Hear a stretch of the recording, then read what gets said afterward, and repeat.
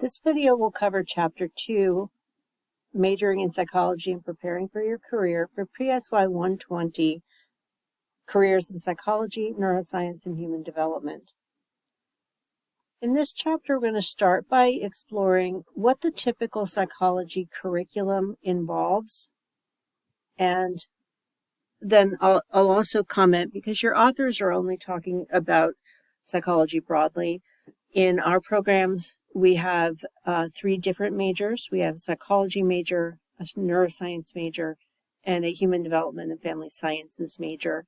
So for purposes of this lecture, we're going to talk about the generalities for what's included in the basic curriculum. And I'll make some comments about how that changes with the different kinds of programs. Now, college programs, for the most part, you're going to have 3 basic types of classes that you're going to experience as a college student. There are gen ed or core classes. There are elective courses, and then there are courses that are required and elective courses within your major. We could expand beyond that and talk about minors and concentrations and so on, but generally speaking, you've got 3 basic kinds of courses. General education or core courses are designed to give students the requisite knowledge and skills that are broadly applied to being college educated. So there's some assumptions that we make that you need some skills in and knowledge in, say, the arts, the sciences, the social sciences, the humanities, and so on. There are also some ways of looking at it from a skills perspective. We want well-rounded students to have solid writing skills, speaking skills, reading skills, mathematical skills, and so on. So gen ed courses are designed to make you a well-rounded, capable thinker. The specific requirements for psychology, neuroscience, and human development majors vary from school to school and program to program, but most are going to be grounded in the model curriculum coming out of the American Psychological Association, which has for several years, and now I think we're into our 3rd iteration, has proposed a set of 5 broad goals with specific learning objectives underneath them. And most undergraduate programs are going to build on this basic model. Ours does. So the first 2 goals are in the areas of content knowledge and application and scientific inquiry and critical thinking. On the content knowledge and application side, you have exposure to principles and theories in psychology, understanding of the subfields, attention to the history of psychology, and then on the applied side of that, being able to use what you've learned in those first 3 areas to solve problems, to solve practical issues. And then in this most recent iteration of the APA guidelines, they started to talk about integrative themes, the way in which psychology weaves itself in and out of pretty much every other discipline and multiple facets of our lives. The second goal, the scientific inquiry and critical thinking, really underscores the fact that psychology is science. We use reasoning, we use investigative tools to study psychological phenomenon. We design and conduct research. We pay attention to sociocultural factors as they relate to the research process. And we use statistics to evaluate our findings, and then to turn that around and, revise, expand our theories and principles. The 3rd and 4th goals are in values in psychological science, and then communication, psychological literacy, and technological skills. Under values in psychological science, we have attention being paid to ethics. So ethics in research, ethics in practice, ethics in academia. Then we also have the ability to value interpersonal connections, and that includes things like respect for diversity, inclusiveness, and so on. Applying psychological principles to the betterment of the world and your community and your country and so on. For the fourth goal, the communication side, what we want to see students be able to do is to show good skills in interpersonal interactions. So that means being able to work well with other people, to communicate with other people, to successfully achieve goals with other people. You should be able to show psychological information literacy, meaning you can look at, say, a report online about a research study in psychology. You should be able to evaluate that and determine whether or not it is accurate, whether the interpretations are appropriate, and so on. And then finally, being able to use appropriate technological skills that make you a better communicator. I've had a lot of past students come back to me and say, you know how much I hated all of that feedback you gave me in writing? I really appreciate that now because my coworkers value the clarity and preciseness of my reports. The final goal in the APA guidelines involves personal and professional development. So the APA has argued that people coming out of a psychology program as an undergraduate should be gaining some self-regulation skills. I would argue that's the case for all college majors. They should be able to show project management skills, display effective judgment in their interactions. They should be able to collaborate. They should be able to use technology appropriately in the work context and in their personal lives.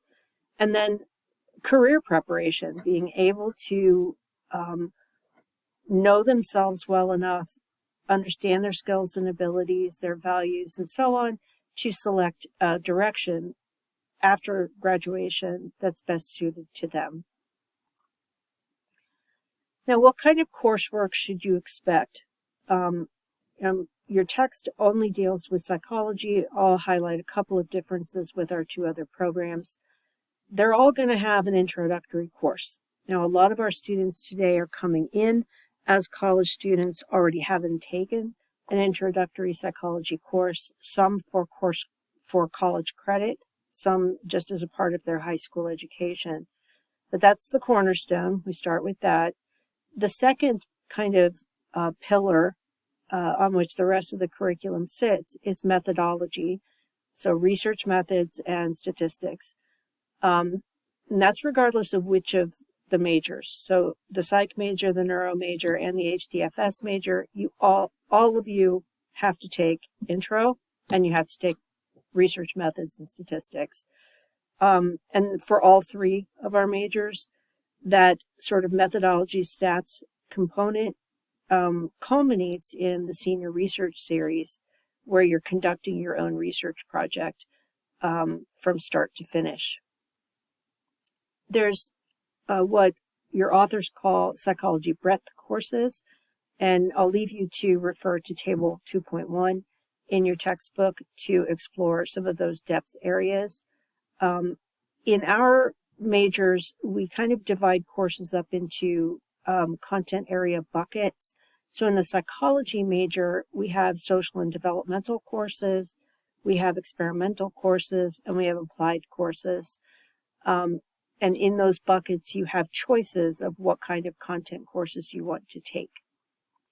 Then there are elective courses. We want our psychology students to be well-rounded, meaning we want them to have touch points within multiple areas within the discipline. That's why we require you to take an experimental course. It's why we require you to take a course in the social developmental bucket. It's why we require you to take an applied course. And then after that, you can choose courses of your own interest.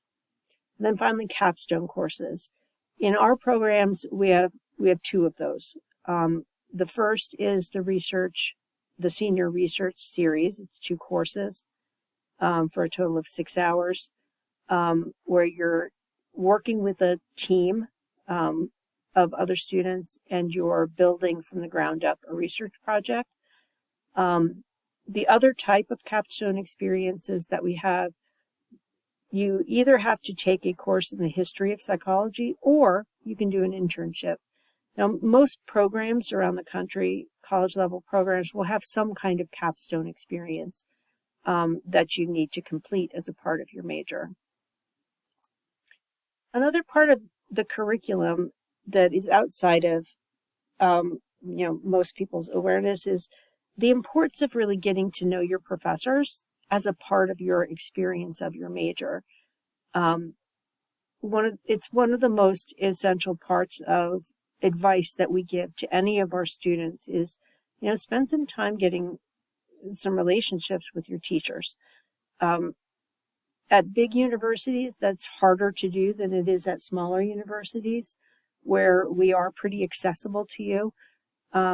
It's really important inside your major, or even as you're exploring a potential major, to just really spend some time thinking about who are these people who are teaching me and what can they offer me individually.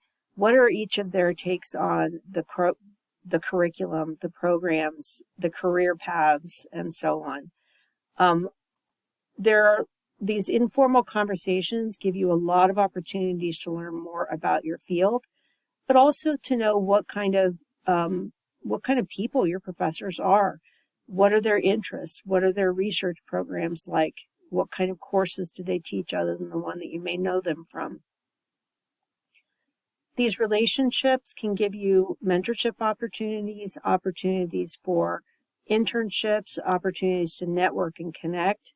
Like I have an advisee right now who I'm hoping to be able to connect up with a former student who runs their own music therapy organization. And this is a student who has a music background, also a psych background. And, I mentioned maybe you should intern there and see if that's a career path that is interesting to you. We often try to involve students in our research so that we can get our work done, but also so that we can give mentorship to students in the research area.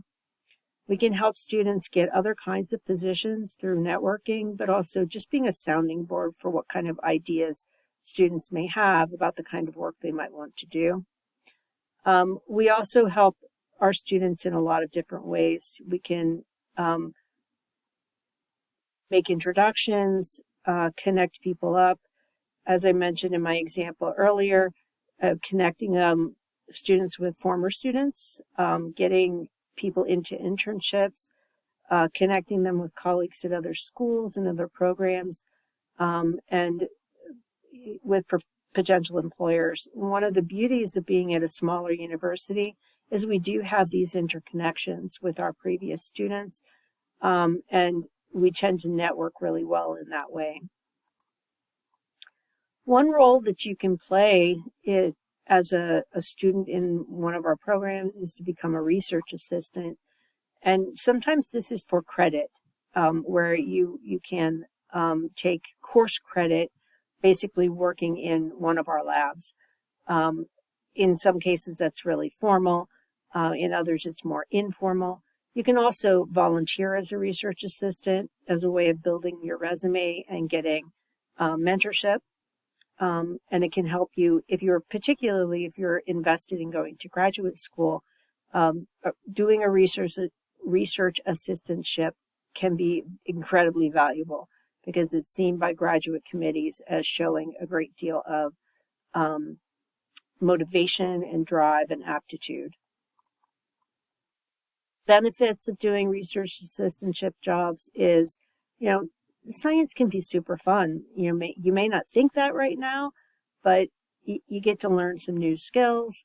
I find it really entertaining to walk in at the beginning of the semester when Dr. Knepp is training his students on how to set up the ECG, the electrocardiogram, and how to test people's heart rate and heart rate variability, their blood pressure, their all these other psychophysical measures, because they're gaining some really specialized skills in being able to do that.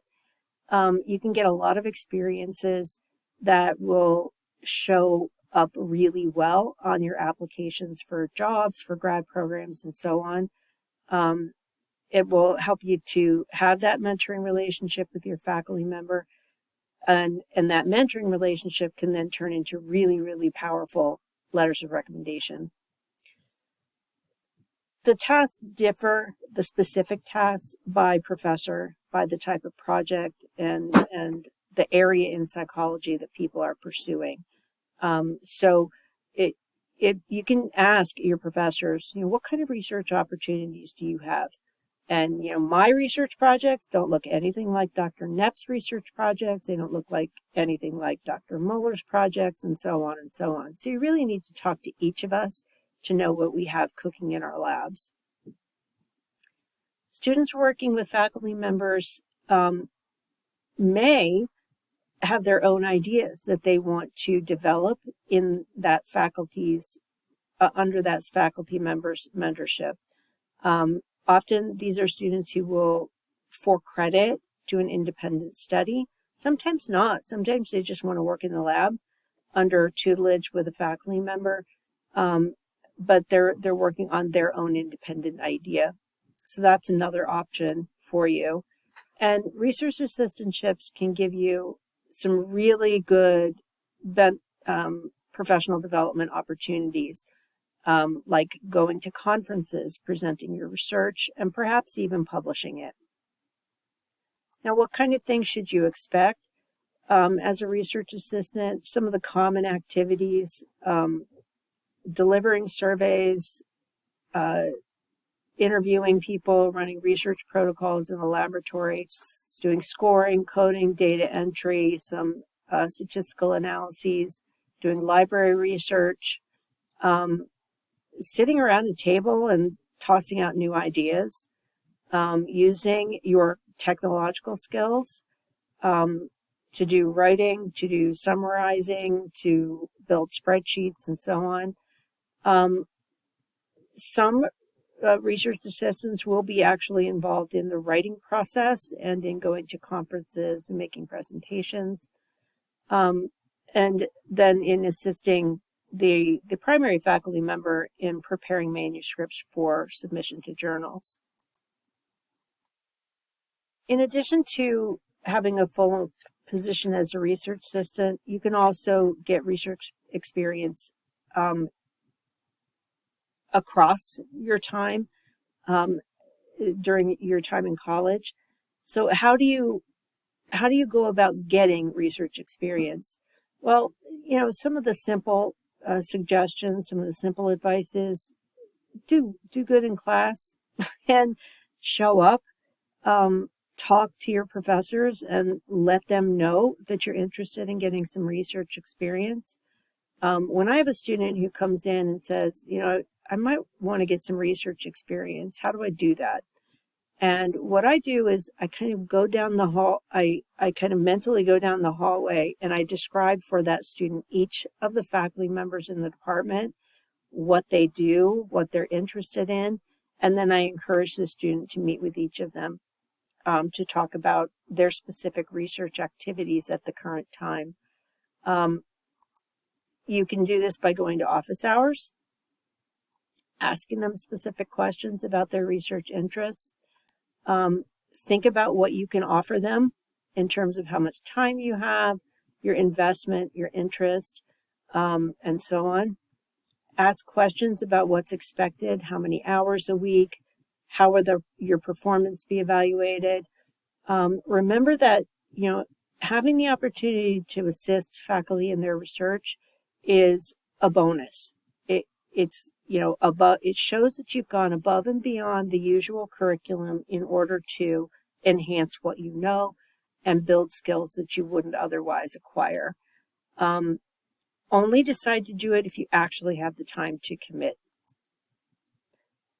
Doing independent research, doing Capstones, doing honors research is also something that you can choose to do. That's one of those above and beyond the usual requirements. Now, we have some required capstone experiences like the senior research project or an internship. Specific kinds of these capstone expectations, they're going to vary by institution. Some institutions are going to have every single student has to do an independent research project. Others are going to have them do group projects. Others won't have a research requirement at all. They will only, support independent research if individual students drive that. They won't have a requirement. So it varies from one program to the next. Our program, we do require that students carry out research projects to show us that they're competent to do so. And we have other capstone courses where you have choices. You can either take a history course, history and psychology course, or do an internship. And again, those expectations are going to vary from one university to the next. These courses tend to, take everything you've learned over the course of your studies and put it into practice, to decide on a research question, create hypotheses, develop methods for testing those hypotheses, actually collect data, analyze it, and put it out there for consumption. Student developed projects are often called independent research. But you're not just sort of free range thrown to the wolves. You're going to work with a faculty member in order to be mentored through that process. While this can be a lot of work, it's a tremendous benefit on your resume. I've mentioned internships a couple of times. Internships are really good ways to test out how you feel about a particular work environment, a particular career or job, before you invest in additional educational experiences necessary to get there. Internships, and I'll tell you a short story. When I started college, my 100% committed goal was to become a clinical psychologist, and I specifically wanted to work in criminal justice. So I wanted to work with offenders. And one of the best things I ever did was I did an internship in the juvenile court, the juvenile probation department near my campus. And that 1-year internship made it crystal clear to me that I did not have the temperament to be a clinician. I definitely didn't have the temperament to work with kids who were charged with crimes. Basically, I wanted to take them all home and make their lives better. You cannot be a clinician and do that. So, internships can sometimes be that place where you test out the environment that you've only read about on paper. You find out what the work involves. What does it feel like? What does it look like? How does it impact you emotionally? Does it continue to interest you when you see it live? And so on. Some internships are paid, most are not. Some are organized through your school, many are not. What we have in our program, we have an internship coordinator who basically runs the internship class.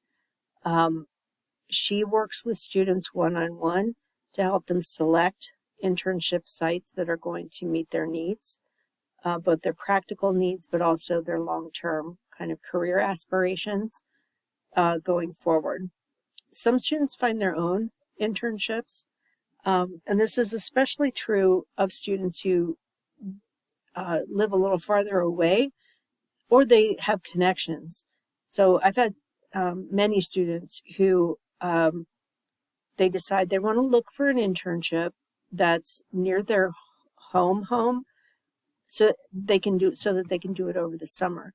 Now, to get course credit for that, you still have to work with the internship supervisor, the internship coordinator, in order to get it approved, and you still need to register for the internship class in order to take it for course credit.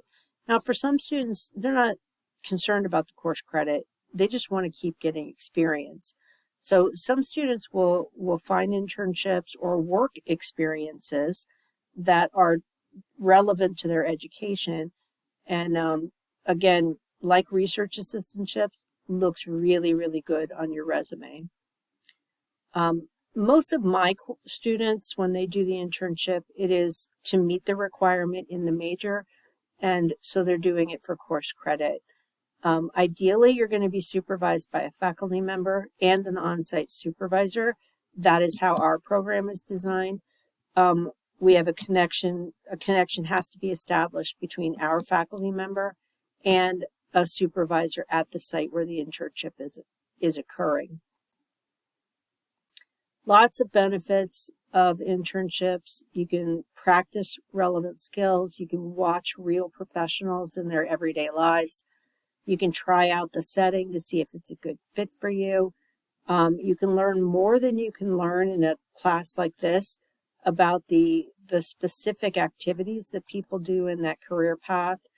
You can learn about who you're going to be working with, both as colleagues, but also as clients or as customers. You're going to, have a chance to test yourself out in terms of your adaptability, your flexibility, your ability to learn from and interact with people.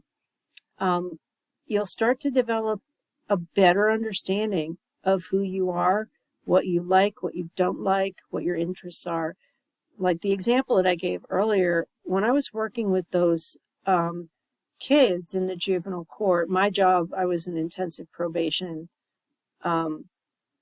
It was in the intensive probation, so I was an assistant. Basically, I had to drive around, make sure that my charges were where they were supposed to be. Like I had to do check-ins at school, check-ins at their house. I was also able to work with one of the professionals who was doing in-home assessments, home visits. And the results of those visits would be provided to the court for decision-making purposes.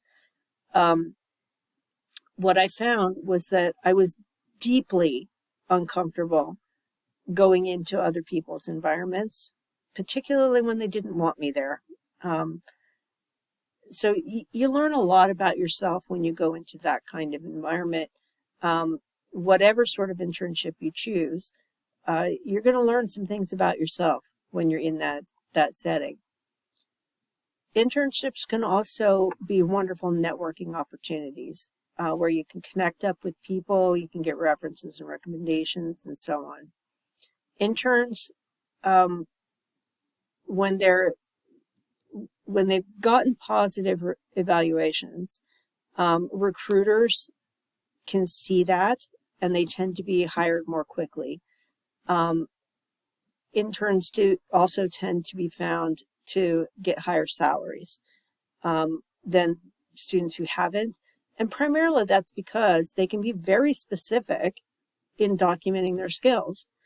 And they can talk about, at this workplace, I did this, I did this, I did this, I have this skill, this skill, this skill, I know this practice, this set of software, whatever. So people who do internships do tend to benefit from that in very practical, pragmatic ways. It's also been found in research that students who've been interns tend to be more satisfied with the work they do after graduation. Finally, students who do field experiences or internships, they can make better decisions about the fit between themselves and the work requirements in the world that they want to work in. That certainly was my experience. So how do you find an internship? Many departments, ours included, we have a faculty member who is our departmental internship coordinator. There are also, some schools also have an office of internships and field experiences that serves the entire campus. We have some of that at our university. But in our program, we have a faculty member who is designated as the person who is the contact point the person who will do the grading and the assessment and make sure that you're meeting the goals of your internship. Other departments may not have a coordinator. They may assign out different faculty at different times for various internship sites. It depends on the nature of their relationship with that site. We use the same faculty member for all of our internships in our department. Some colleges do have an office specializing in internships and field experiences and service learning. We have some opportunities, for example, that come through the Regula Center on our campus. Some departments have specific coursework that students must take in order to do internships. Others do not. So the requirements are going to vary tremendously. So you need to go into whatever department you're working with, you need to ask a lot of questions about what's going to be expected of you. And also ask those questions of prospective internship sites. Some students report that, their departments require them to find their own internships. They're going to go into it without a lot of mentoring. Others, like our program, we have someone who's going to be, on the job helping you with identifying sites. That doesn't mean that you can't identify some of your own as well. You should anticipate that you'll need to be interviewed at the agency or the organization where you want to intern, because it's up to them whether they want to invest time and energy in training you. And be prepared to have a faculty member, whether it's a designated faculty member or not, to connect with that agency, to vouch for you, to take responsibility for you in terms of academic supervision. Now, this is not typical of universities the size of Mount Union, but at big universities, there are some opportunities for students to get kind of teaching experience, limited teaching experience, but it's there. Even at schools our size, there are some opportunities for students who, express a desire to get some teaching experience, to become involved in certain kinds of activities. When I was an undergraduate, and I went to a small university, a liberal arts university, there were a handful of us that worked in the research labs, and we were invited to basically become research methods coaches. We were brought in, and we would work with students in smaller groups and give them tutoring and advice and assistance when they were working on their mini projects as a part of their research methods courses. And I thought that was a really fun experience, and it actually was one of the springboards for me to decide, yes, academia is what I want to do. I want to teach. These kinds of teaching assistantships are far less common for undergraduates than research assistantships, but they can appear from time to time. You really do need to seek them out, though. This can allow you to get a deeper understanding of a particular topic when you're asked to teach students. One of the boundaries, one of the problems and one of the reasons why we don't have undergraduate teaching assistants all that often is that we can't elevate them to the level where they're actually doing grading, because that's a barrier.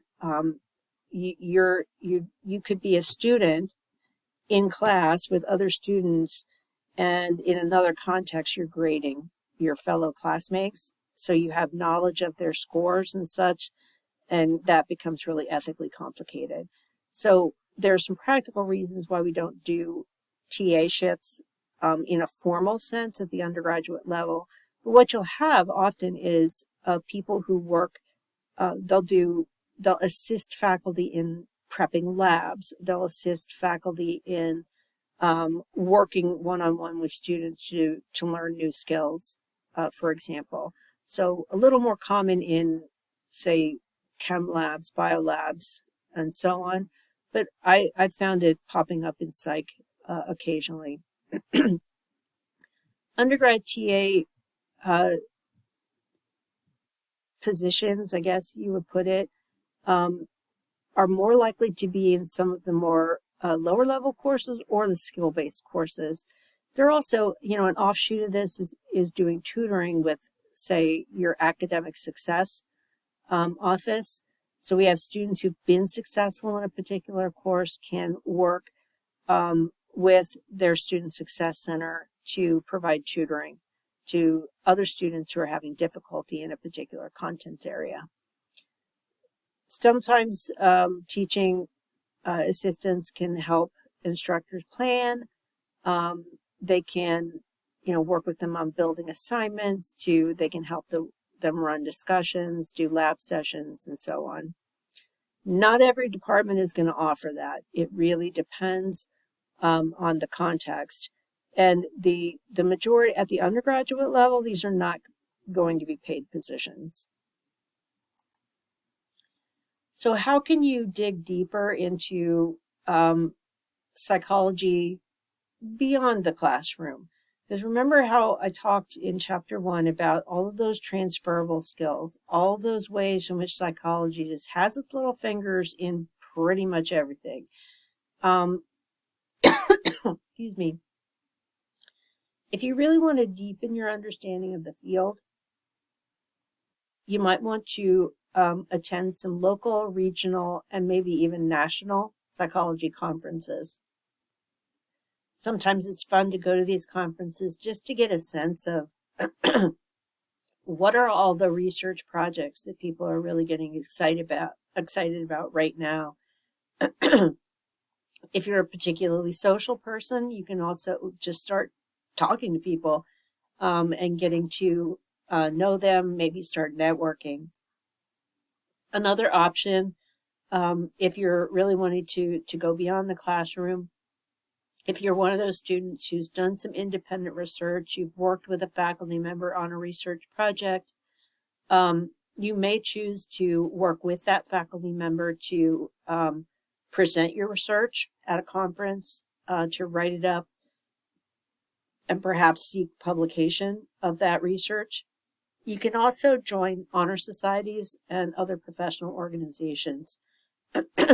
Now, some reasons why you might want to do this is because if you are seeking admission to graduate school, particularly if your goal is to be in a PhD program or a PsyD program, another doctoral program, showing that you as an undergraduate have attended conferences, have presented at a conference, are in Psych-Hi or another honorary in your discipline, it shows that you're very serious about this as a career, not just as a job, but as having an identity as a psychologist.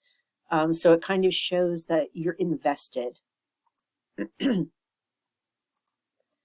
finally, and this is something you probably heard and you're like, yeah, I'll be well-rounded. Round out your education with extracurriculars. I often tell students that, you're in college for a comparatively small amount of time when you look at it in the context of your whole life. Do some things that give you joy, that you like to do, even if they have nothing to do with your future career. You won't have an opportunity to do some of these things ever again, so do them. I routinely encourage students to take classes in other disciplines, especially if they're just purely out of curiosity. Students often say to me, what's the right minor for my psychology major? Or what's the right minor for my neuroscience major? And I say, there is no right minor. You do not have to have a minor that is an exact perfect fit career-wise for your major. Your major is in-depth enough to take care of that. Now, sometimes you have good practical, pragmatic reasons. Let's say you're studying psychology and you want to go into business. You want to work in the business environment specifically, you're really interested in marketing.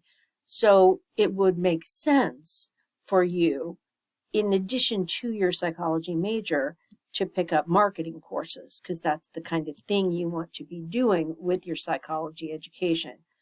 At the same time, though, I often tell students, when you pick a minor, I want you to really think about all of those classes, maybe experiences that you had in high school that you loved, that you no longer get to do. Like, I've had a lot of students who pursue as their minor music or art or the study of religion, whatever. Or they're just like, wow, there's a minor in that? That sounds kind of cool. And they'll just go there. So I encourage people to take classes outside of their major just to try them out, because it's a healthy experience. And then finally, get some work experience. It's either in a formal internship or in some other space. Getting out of the classroom, getting off campus, getting those real world experiences is really important. So that concludes my coverage of Chapter 2.